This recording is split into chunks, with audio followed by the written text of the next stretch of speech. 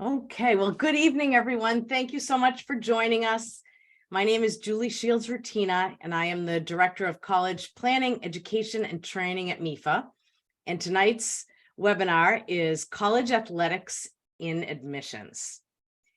So I'll just take you through a few of the logistics, and then we will turn it over to our great speaker for the evening. So let's see. This is just how it will work this evening. If you have a question, feel free to type your question into the Q&A section at the bottom or top of your screen, and we'll get to your questions. We want to answer your questions. If you need closed captioning, you can press the live transcript button and you can see the words that we're speaking. If you do need to leave the webinar, that's fine. We will send you a link to the recording tomorrow, and I am recording, and also a link to the slides. So you'll have the slides. And just a couple of words about MEFA. MEFA is a state authority created in 1982 to help families plan, save, and pay for college. And we have a wealth of information on our website. We have an email curriculum. We have a podcast and blogs. So please stay connected with MEFA. And there's so much information about going to college, no matter what the age and stage of your student is. And I'm so happy tonight we have Mike Janicki with us. And Mike is a guidance counselor at Old Rochester Regional High School and has presented for us many times over many years. And Mike, we're just happy to have you. And this is a great topic this evening. So I'm going to turn it right over to you. All right. Thanks, Julie. Just as a quick introduction, like who am I and why am I talking about athletics? Athletics, specifically college athletics, has been a part of my life. Just something I've been involved in, since running cross country and track. Quite honestly, got to college and realized I needed a little bit of a break, but kind of stuck in involvement with athletics through advising student athletes, dabbled in coaching a little bit, still involved both with the Patriots and then working with my own kids who are student athletes as well. So, not going too far down that path, what we're going to talk a little bit about tonight is defining the NCAA, the National Association of Intercollegiate Athletics, the National Junior College Athletic Association, talk about the differences between divisions 1, 2, and 3 of the NCAA, eligibility, what it takes to be a student athlete, and then really also the search process is a little bit different. It's a lot more involved, how to get noticed, how to kind of navigate the recruiting and search process both. And then we'll talk a little bit about some other non-tangible issues to consider, to keep in mind as you're going through it. So just a quick introduction to the NCAA. I mean, it's we all know March Madness. We all know, the SEC conference and the Big East conference and college football as it is. Over 1,000 colleges and universities, almost 500,000 student athletes. One thing to keep in mind, only 2% of high school athletes, every high school athlete, 2% are offered athletic scholarships. So something to be aware of. It's not the, I'm a star on the field and I'm going to go get a scholarship and go to college. It's few and far between that happens. Quick thing about the 3 divisions. We know the division 1, 2, and 3. It's not necessarily based on school size. There are some rather large universities out there that are division 2 or 3. It's not based on what people may categorize as what it takes to be a big time division 1 school. Really, it's how the college, how the university wants to allocate money, the dedication or the commitment they showed to different facilities, And keep in mind, not all Division I schools offer athletic scholarships. The Ivy League is commonplace known that they do not offer athletic scholarships, and they're not the only ones, Division I schools to not offer scholarships. 90 championships, ranging from everything from the football and basketball that we all know and love, to rifle and archery, number of different sports. So the NCAA itself is quite a lot more involved than just what we see on TV. Oop. There we go, backwards. Okay. So what the difference, really what between 1, 2, and 3, Division I, 2, and 3, athletes, regardless of its basketball or archery, it is and should be the equivalent, should be considered the equivalent of a full-time job. The demands, the expectations that the coaching staff, that the athletic department, that the university itself is expecting of college athletes at that level really should be considered a full-time job. You are a student athlete. It's always a student athlete, but there's not much time left for other activities around campus. There is a lot of different scholarships available. We talked earlier about low percentage of students that receive scholarships. In many cases at the Division I level, most scholarships are in basketball and football.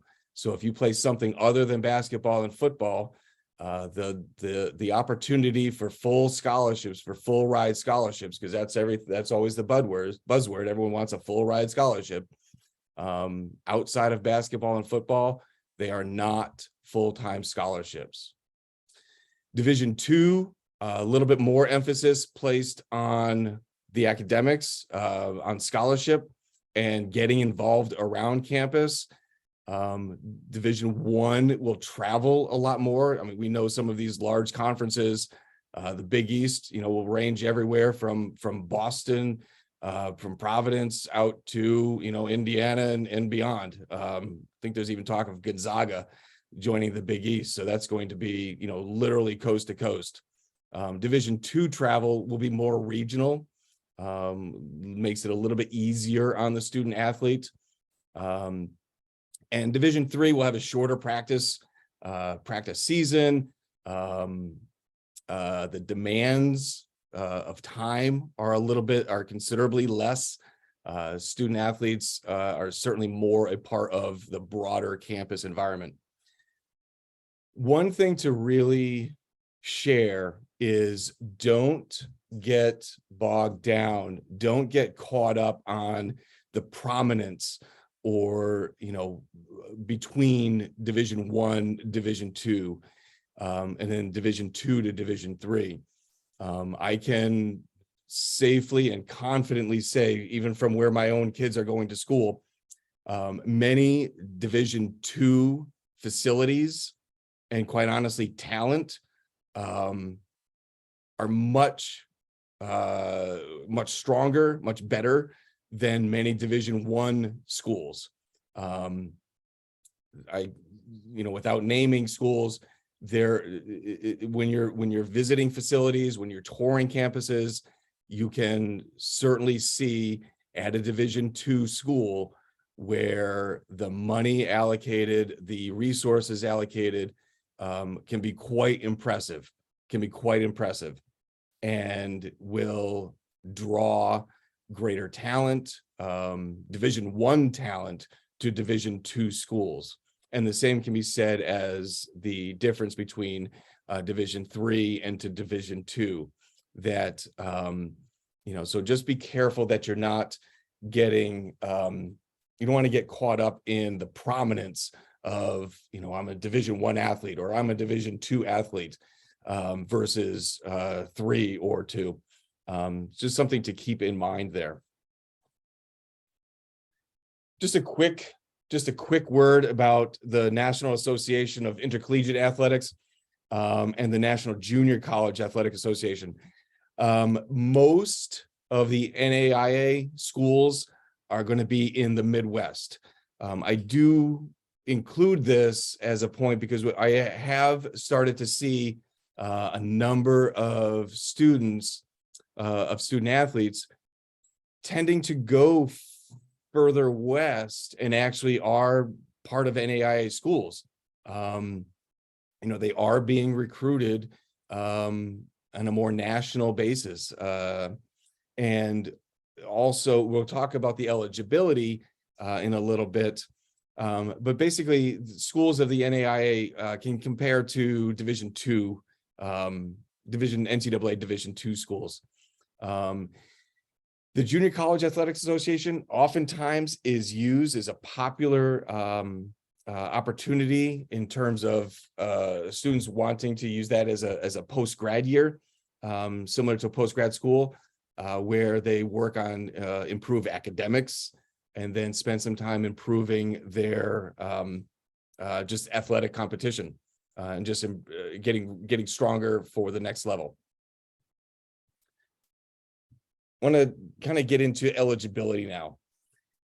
First and foremost, whenever there's a question regarding eligibility, every college, university, whether it's NCAA, NAIA, junior college, will have a compliance officer on campus, on staff with the athletic office. In some case, it might be out of the admissions office. But whenever a question regarding compliance, contact the compliance officer. If a question regarding eligibility, contact the compliance officer. First and last thing to keep in mind, 2.3 or take a knee. If you're not making the grade, if you don't have a 2.3 GPA on a 4.0 scale, you're not playing, you're not eligible, okay? Bottom line, these are student athletes. The emphasis is always, always, always on student. You're no good to a coach, you're no good to a team if academically you're not cutting it and not eligible to play. So beyond a shadow of the doubt, whatever you can do, you have to be academically eligible. For schools, what a 2.3 equates to is if you're passing, if your schools, I know there's a lot of schools, people watching this from around the state, if your high school's passing grade is a 65, a 2.3 equates to a 79. If your passing grade is a 60, so it's a little bit different scale.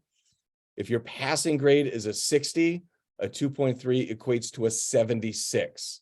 So that's the grade point average you have to maintain in order to be eligible. Okay. Now, in terms of eligibility at Division I and II schools, again, what we're looking at is a number of classes that you need to make. We'll explain this in a little bit. As far as specific coursework that you may need to take to complete, I know some high schools have different graduation requirements, different from earning your diploma regarding the state diploma requirements.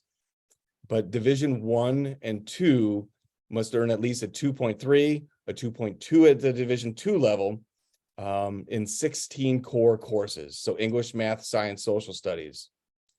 We'll talk a little bit in a second here about the SATs, because that is still a little bit of a wishy-washy area with regard to being required in the first place. Bottom line, graduate high school, earn your 2.3, and I say 2.3 as a higher bar than the 2.2, because if you just shoot for the 2.3 and you definitely got it covered at the Division II levels of a 2.2. I know it's a lot of numbers there.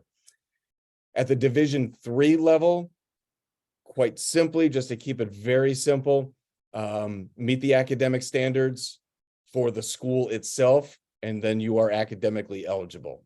Okay, so Division III, just be eligible to enroll and apply and get into the school, and you will be academically eligible at a Division III school. When we talk about the 7th semester that you have to 10 classes, 10 core classes completed by the start of your 7th semester, what that's your senior year, the start of your senior year. This slide here can look a little confusing as far as, you know, the graphics and everything, but really one thing, the one thing that, as far as the classes to keep in mind, if you have 4 classes, 4 years of English, math, science, social studies, and then round out the rest of your electives, phys ed, health, but take 4 years of English, math, science, social studies, you will have met the coursework, the eligibility coursework that the NCAA is looking for. Okay, that's the bottom line really to keep in mind there. There are worksheets, and again, the compliance officer can help you with that. You know, there are worksheets to calculate GPA and credits and all of that. But bottom line, if you meet that 2.3 GPA in English, math, science, social studies, you should be continue to maintain some academic eligibility. Okay. Division I and II will need to register with the NCAA Eligibility Center. Fairly simple process. There is a fee. I'm not entirely sure what the fee is right now, but you'll need to register with the Eligibility Center, and then your guidance office, your high school guidance office will send your transcript to the Eligibility Center, and they will determine your eligibility. What it's really looking for also is a way to certify your amateurism, your level of amateurism, and you know, just make sure that you are eligible in terms of that you're an amateur athlete.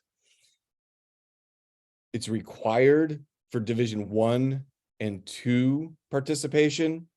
Division III, if you're interested in Division III schools, there is a profile page that you can complete, and that will help colleges kind of work with you a little bit, but it's not something that you will need to determine your eligibility based on academics. That will come from just being admissible to the university. When you should be filling out the Eligibility Center, if ideally in your sophomore year, ideally you'd be registering with the Eligibility Center in your sophomore year. That is one of the things that we want to kind of also stress here is if you're a student athlete with substantial talent, you're being noticed early on. You know, this is something you've been contacted by coaches, you've been contacted, or you're getting the notoriety, and you have a substantial talent, you're going to want to register with the Eligibility Center as early as ideally in your sophomore year. You can certainly register with the Eligibility Center. I've had students that are freshmen in college and call back to say, I am interested in playing or picking up a new sport, and they registered with the Eligibility Center in their freshman year, just as walk-on tryouts are taking place. So it's something that can always be done, but want to stress that if you have a substantial talent, and be honest with yourself, You want to do that into your as early as your sophomore year. Oops. For NAIA schools, they're looking for a 2.0 GPA. But what really sticks out as far as eligibility goes is students must also be in the top half of their senior class. So you'll need to ask your guidance counselor, somebody from school, to provide a letter to that athletic department stating that you are in the top half of your graduating class. It's something that's really unique. This is the only organization that requires that, but something to just kind of point out that they're also looking at rank as well. For junior college, similar to Division III, must be good standing students and simply meet the entrance requirements of the school. Okay, very similar situation to Division III schools. Now, Mike, I just have a couple of questions that might apply here. If I could just ask a couple. Yeah. Okay. So, someone asked if Division III profile page is on the Common App. The Common App, no. Okay.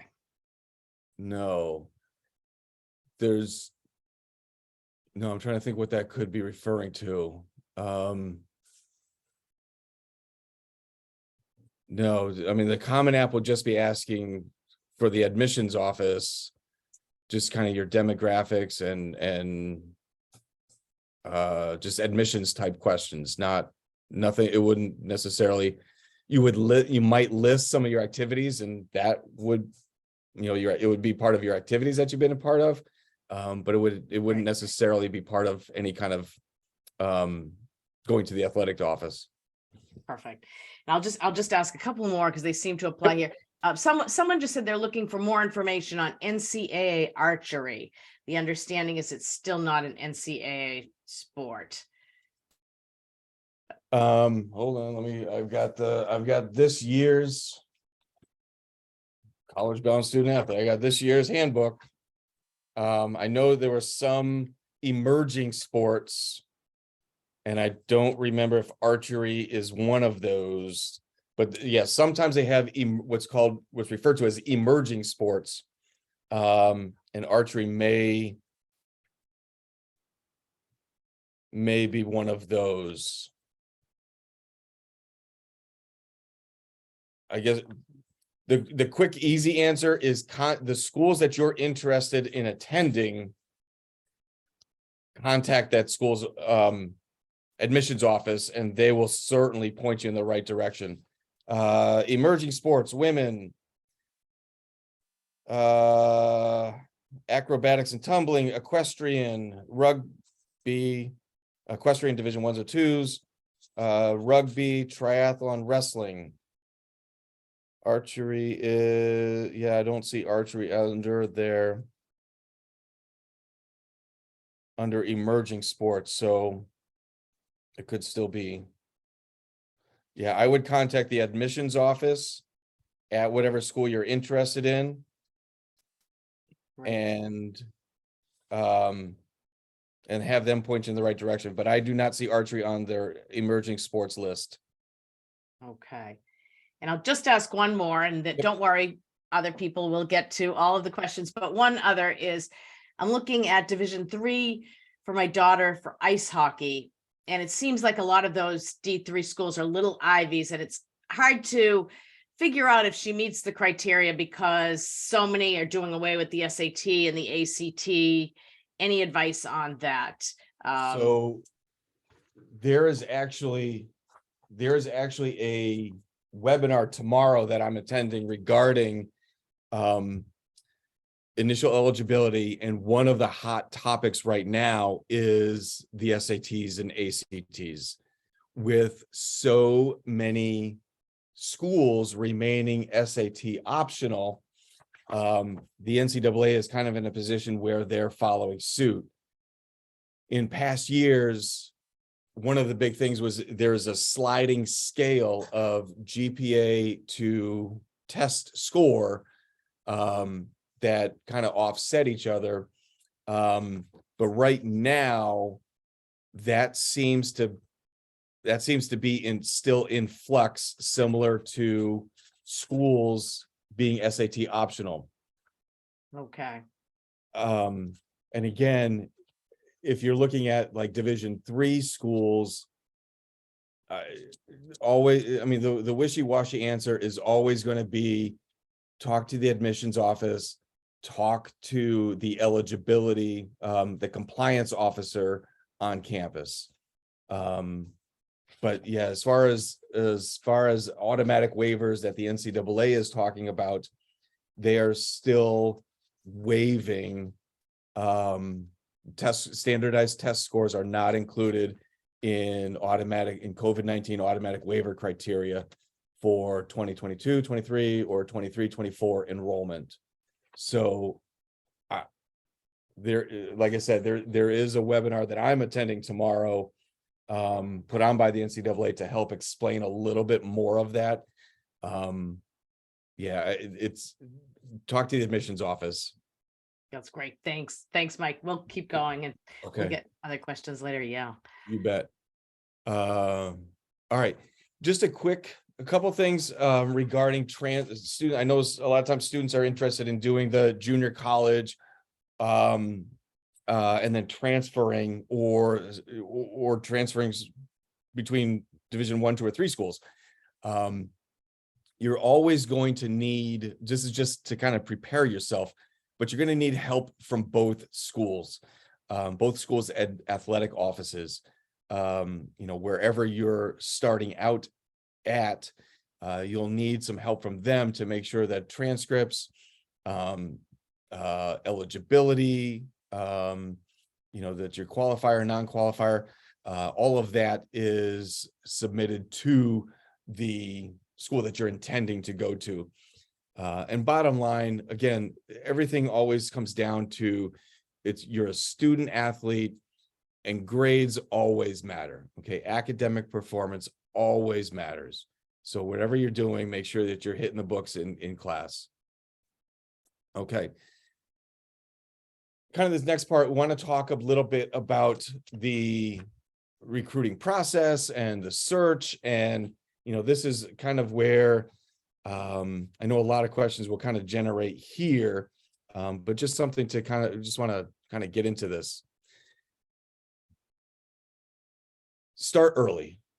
If this is something you want to pursue, and when I say you, I mean the student, as a student, if this is something you're really interested in pursuing, start this process early. Whether you're doing AAU, club sports, tournaments, showcases, whatever the case may be, you want to start the search and kind of get a sense of what is it you want from school. You are always, I'm going to repeat this a dozen times, you're always a student first. In a regular college search, for every student, we're always talking about fit. What is the right fit for you as a student? Where are you going to be happy on campus? When you're walking across, when you imagine yourself walking across campus, what's it like? Is it a green quad? Is it, you're walking down a city street? What is that campus environment? Well, it's the same conversation. If you're a student athlete now, what is that like? What is it like to be a student athlete on campus? What are the practice facilities like? What are games like? What are meets like? What are matches like? Keep in mind, your responsibilities as a student athlete are considerably different now. You'll be held to mandatory study halls and film session, and your academic calendar could be considerably different. that during season, and from sport to sport, your season is going to be a lot different. Your vacation schedule is a lot different. If you're playing basketball, your season's going right over the holiday break when everyone else is home for the month of holiday break. You're back there on campus. If you're playing a fall sport, you're back to campus well before the start of school. And you might not be able to take a full academic schedule and therefore need to take summer classes to stay academically on track to graduate on time. Think about if you're traveling, what classes you're missing, and how do you make those up? How do what are your expectations through through the entire season, the athletic season? Part of the recruiting process is we want to talk about how you're going to communicate with coaches. And we're really going to focus more on Division 1, 2, and 3 here rather than the junior college or NAIA, just because that's where the majority of students from around here will be looking. For each sport, each season will have different calendars where coaches can contact you, where they cannot contact you. So just be aware. And again, this is where the compliance office comes into play. Just be aware that each sport will have a different calendar that they're working with. But to share some of the kind of the big words, big terms, a coach's contact. Anytime a coach says more than hello, that's a contact. Some sports will limit the number of contacts you can have. There'll be a contact period and a dead period. But anytime a coach says more than hello, that is considered a contact. And each sports calendar will have a different contact period and a different dead period. Just because of the nature of the, football's in the fall and baseball and softball are in the spring. So just different calendars. Ooh, going quick. Sorry. Evaluation. Anytime that a coach shows up to watch, that is an evaluation, whether that is at tournaments or showcases or at your own high school field. That is, anytime that they're showing up, that's going to be counted as an evaluation. And again, there is a certain window that coaches can show for those evaluations. When a coach cannot have a face-to-face contact during some of those evaluation periods. They'll just be able to watch and leave. It's kind of a weird thing, but they can watch, but they may not have those contacts like we talked about earlier. An official visit is any time that the college pays for transportation to and from the school. They may pay for lodging and meals. This isn't universal. I mean, it's just something that the school may do, that they might offer to you. Before you are invited for an official visit, make sure you are registered again with the Eligibility Center. If you are not registered with the Eligibility Center, kind of all of this is off the table. because they're not going to jeopardize their own standing and risk communication. So just make sure, if this is something you're truly interested in, that you're registered with the Eligibility Center, and then you can start some of these official visits. Keep going the wrong way. Okay. Any unofficial visit is basically on your dime. Okay, that is something where you can visit the school. You want to do campus tours. You want to attend games. That is an unofficial visit, and it's on you at your expense. During those unofficial visits, you're not allowed to talk with any member of the coaching staff, and this could include alumni, boosters who are talking to you with the sole purpose of athletics. You want to talk to admissions office, professors, that is part of the admissions process.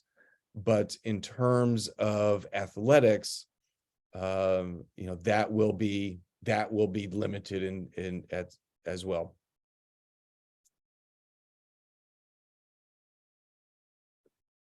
Oftentimes we hear about letter of intent. We see the student athlete at the table signing the letter. A lot of times those are media events.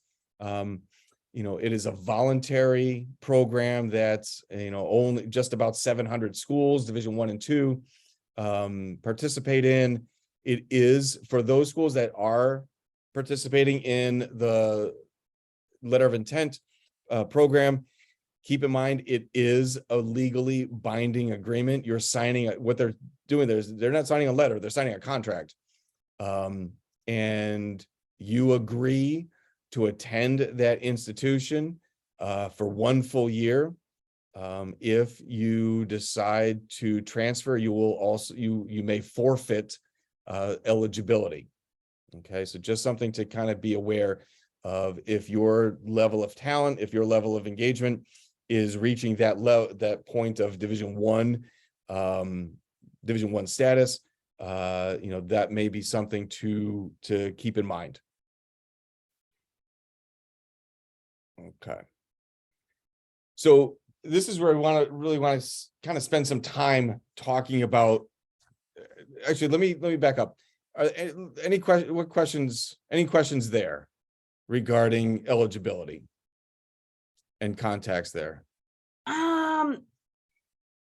I'll ask this one. There are some more about financial aid, but we'll talk about this. Okay. With schools asking for footage, how likely is it that coaches will show up for Division III evaluations? That is okay. We're getting into that in this next part. Great. Okay, so, yes. Good. Okay. So yeah. And then one more. Does my daughter need to register with the school coach for Eligibility Center, or is that something we can do from home?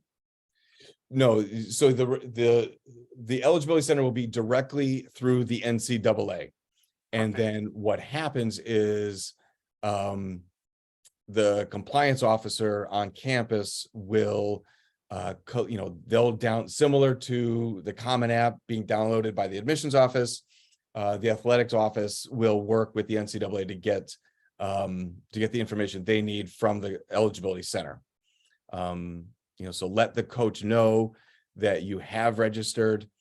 You'll put in the same CEEB codes for the schools, and the college, the university's athletic office will get that information. That's great. It's good to stay in communication, telling the coach that you've registered. Thanks, Mike. Okay. So let's go. I keep going backwards. Okay. So really what we want to talk about is, again, the student athlete part of this. I was working a Providence College UConn women's basketball game. And this is back when, Rebecca Lobo and Jen Rosati and Carla Bruby This is when they're, asserting their dominance, absolute dominance in basketball. And after the game, I was kind of working with the UConn athletics office, and they're working through autographs and sessions and everything. And one of the UConn players, the athletic department rep was talking about, well, tomorrow you have a photo shoot with Sports Illustrated, and ESPN the magazine is coming to interview you, and we've got a test that we have to get to study hall for. And in the middle of the conversation, they asked, well, what class do I have tomorrow? And it really just blew me away that, here is the level of commitment that, primetime Division I athletes have to make to their craft is insane. While I was working at Providence, I was also the academic advisor, specifically with the men's basketball and then track and cross country. And you wouldn't think that track and cross country has as high demand as the men's basketball team, but their travel schedule and their expectations is just as equal. So you need to know that it's always student athlete. And again, I think I said it earlier, you're no good to a coach, you're no good to your team if you're fine, you've been accepted and you've made the team, congratulations. But if you're stuck in study hall because you're not eligible, it's not working for you. It's not working for the team. It's not working for the school. It's not working for your coach. So just keep that in mind. It's always the student athlete. And to that, to parents, I kind of want to just put this in here. There's a desire to play. There's always a desire to be on the field, to keep playing and continue being involved in athletics, but have an honest conversation also about whose desire is it to play. Does your child really want to keep pushing? This isn't AAU anymore. At this point, this is a different level of commitment. You're not driving around to showcases on weekends. This is the level of demand that is expected of time and energy is a lot different. So have that conversation. There is the opportunity to stay involved. My own daughter is at a Division I school, not a Division I athlete, but playing Division I club sports. She is just as involved in athletics, but at the club level, and is just as rewarding. So just kind of keep in mind, and have that conversation. Who's interested in playing? So we talked earlier about, fit and finding the right school for you. And you should be asking those questions like, what kind of campus environment am I going to be happy on? Am I going to be comfortable on? Where am I going to be successful? And to that, it's not just questions and investigation that you're having with the admissions office as you normally would, but it's also with the coach. Ask them, what is a typical day like? I can safely say that the hourly demands, the day-to-day demands of a Division I athlete is considerably different from Division III. What to expect. Consider what you're interested in majoring in.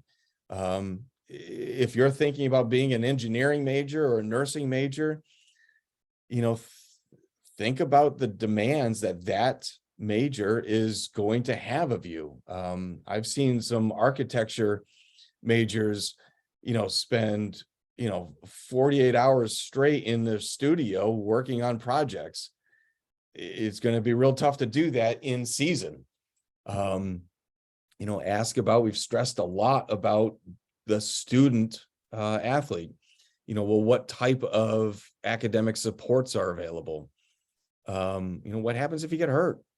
How is the application process different? One thing new that the NCAA has instituted over the last year is this new concept of the transfer portal, which our nephew really ran into some interesting conversations where playing Division I basketball was having some tough conversations with coaches because the coaching staff was curious about the transfer portal, where student athletes can now move from school to school and not lose eligibility, whereas a couple of years ago you had to sit for a season or so. Now that transfer portal is open and college student athletes can participate and transfer schools without loss of eligibility. Well, that affects recruiting. It affects if you're losing, if a coach is losing an athlete or possibly gaining somebody, that affects how they are going to evaluate and recruit incoming freshmen. So just kind of be aware if you're at that point where you're a Division I athlete, specifically basketball. It is something to be aware of. That it's a new process, and it's kind of not wrecking havoc, but it's just changing the dynamic of the process. I think this is getting to what that earlier question was, in terms of getting seen. I know a lot of students are using programs such as PBR for baseball. Huddle is another popular video game service, where just putting video clips in front of coaches. Keep it short. Any kind of communication with coaches, keep the initial request or intent to kind of share your interest in them. Keep it short. Name, height and weight, position plays, just your basic GPA, your current coach, both high school and club, if that's the case, and then their contact. I know a lot of students are using kind of recruiting tools to help, kind of publicize and be their own kind of PR company for them. But anytime a student themselves reaches out, that can be more impactful. Again, you want to demonstrate to a coach, to an admissions office, your level of maturity, your level of responsibility, because who better do you want as, somebody on your team than somebody who's mature and responsible? That's who coaches are clamoring for. And one way to demonstrate that is for you to be the one that initiates the conversation with coaches, rather than some of these recruiting companies that may be out there. And part of this also getting back to I've kind of alluded to it a few times, is the level of is a level of talent. Just be aware that if you're somebody of substantial talent, you know, coaches will find you. Coaches will find you. You know, you'll find at showcases and tournaments will be primarily Division III coaches, because they can kind of cast a broad net, so to speak, and see a number of possible recruits, just student athletes that they might be interested in pursuing later on, or communicating with later on. You know, the coach that comes to your gym or to the field to watch you is few and far between. Again, 2% of high school athletes are going to be receiving scholarships. It's a very low percentage. And, you know, those coaches are coming for a very specific reason, and they're not going to spend, you know, as much valuable time. You know, they're going to need to be very invested in that student to take the time to go to a gym to see somebody. So there's a very big difference between the substantial talent and the rest of us. So just kind of be aware of how the coaches interact with prospects. And then lastly, you know, I kind of also alluded to this a little bit earlier, was the idea of prep school and junior and community college as an opportunity to, one, get a little bit bigger, get a little bit stronger, get a little bit better. And then also to, if the grades need to be focused on, that's the time to do it. That's the time to do it.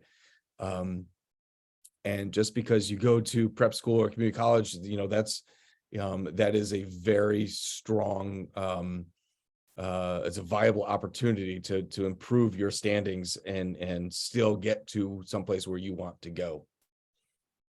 And there's kind of a lot of information in there, but any questions? So Mike, we have a couple that I might even classify as just maybe more, even they touch on the athletics, but also more general admissions questions. So let me read those to you. So I understand that D3 schools do not offer athletic scholarships, but can you leverage athletics to get more academic aid or aid in general from a Division III school if your child is a very good student?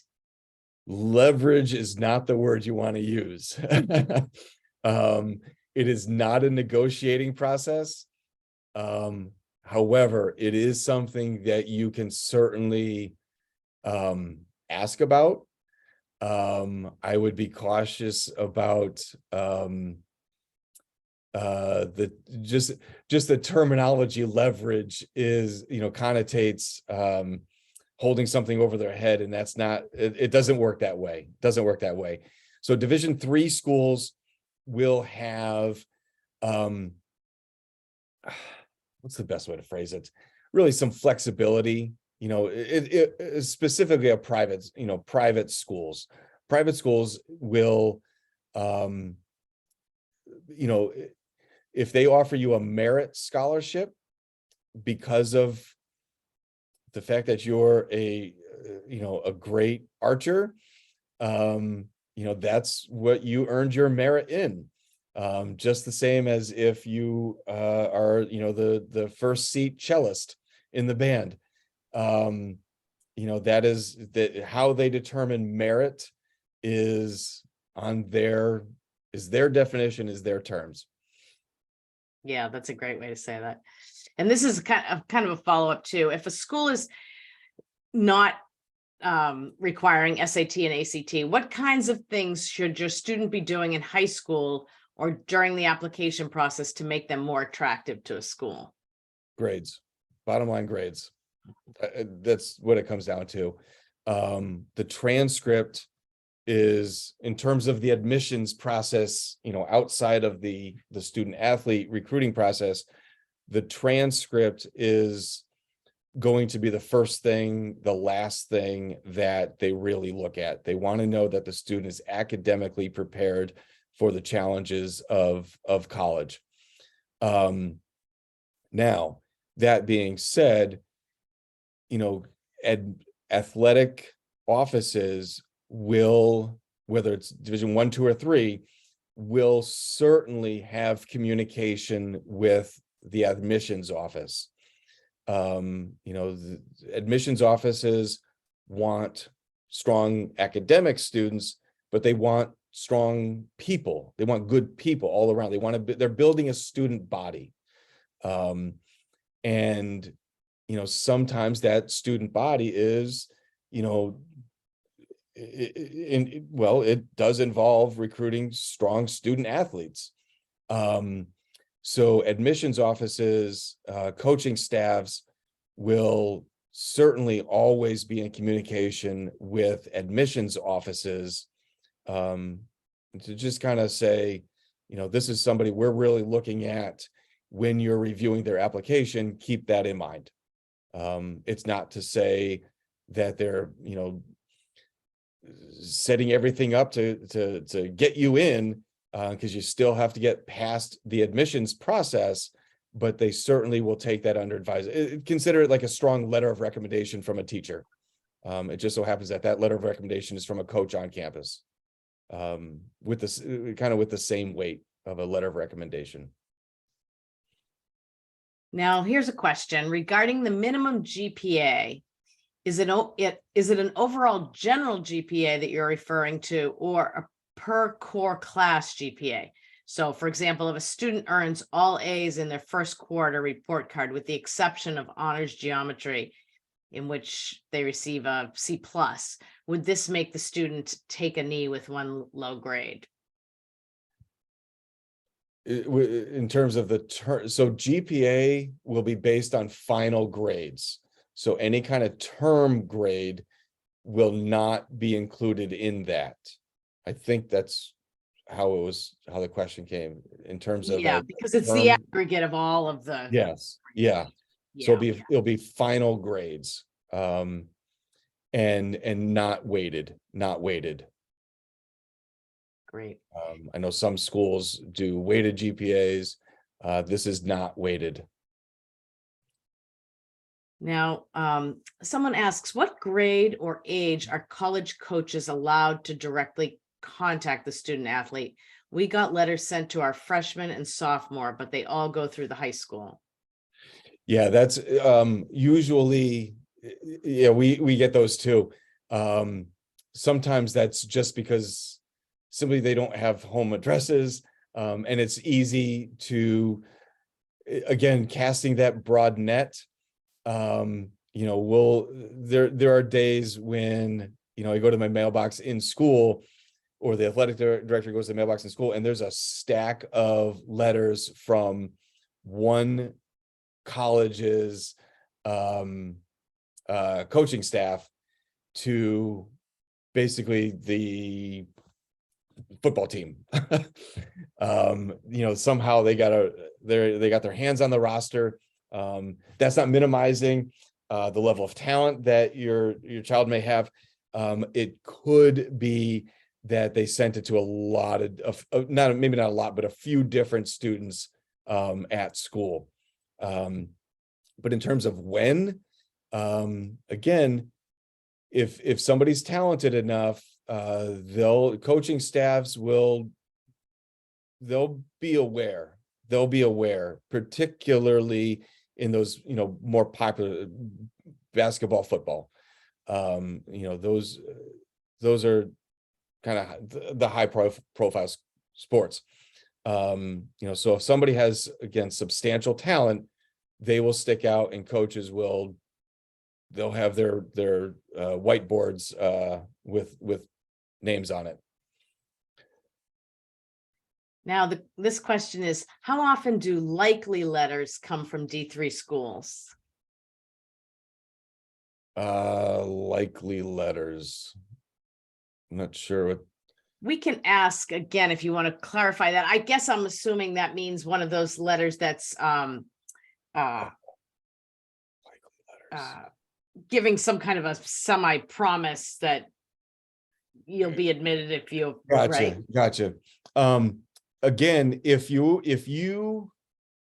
transcript, I've seen this with, the coaches will oftentimes ask, Division III here, will ask the student for a copy of the transcript. And they know what the academic criteria that the admissions office is looking for. And, if they see a transcript that, again, they know what admissions is going to be favorable towards. If they see that on your transcript, they will certainly be more favorable in saying, hey, we got a good shot here. You're going to be, you're good. The admissions offer will come from the admissions office, but the coaching staff, again, they know what the school is looking for, and so they can, with some confidence, with a lot of confidence, many times, say, we want you, academically, you're good to go. We'll work with admissions office to make sure that things are favorable towards you. But the offer itself will come from admissions.